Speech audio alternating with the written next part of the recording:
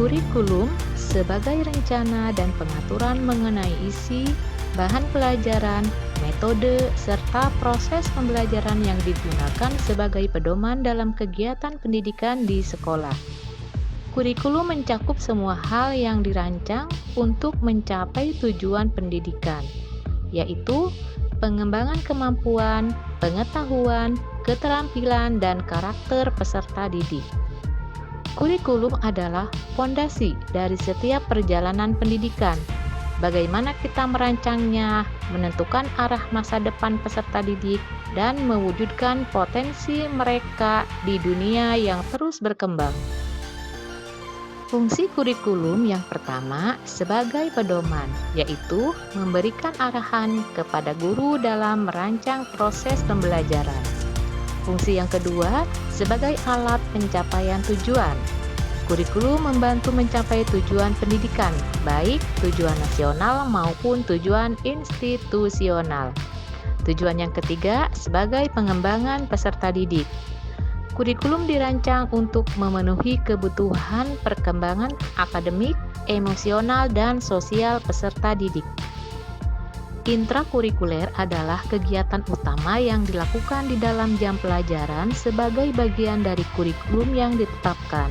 Kegiatan ini mencakup semua proses pembelajaran yang terjadi di kelas atau laboratorium sesuai dengan rencana pembelajaran yang telah disusun.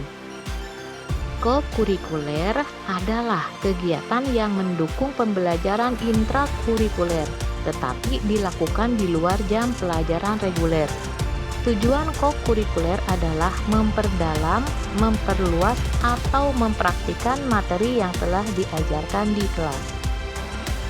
Ekstrakurikuler adalah kegiatan pendidikan yang dilakukan di luar jam pembelajaran wajib untuk mengembangkan potensi, bakat, minat, serta kepribadian peserta didik secara menyeluruh. Kegiatan ini bersifat tambahan dan biasanya berbentuk aktivitas praktik.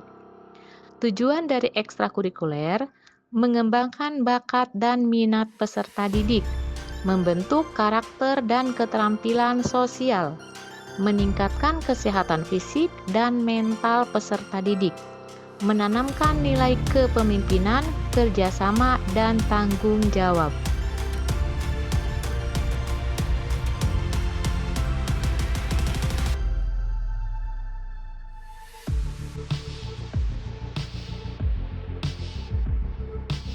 Kurikulum yang tepat adalah kunci untuk mempersiapkan siswa menghadapi dunia nyata. Kita harus selalu berinovasi dan beradaptasi dan memastikan bahwa setiap materi yang disampaikan memiliki relevansi yang kuat sesuai kebutuhan zaman. Sebagai pendidik, kita memiliki tanggung jawab besar. Kurikulum bukan hanya tentang mengembangkan karakter, keterampilan, dan kreativitas siswa.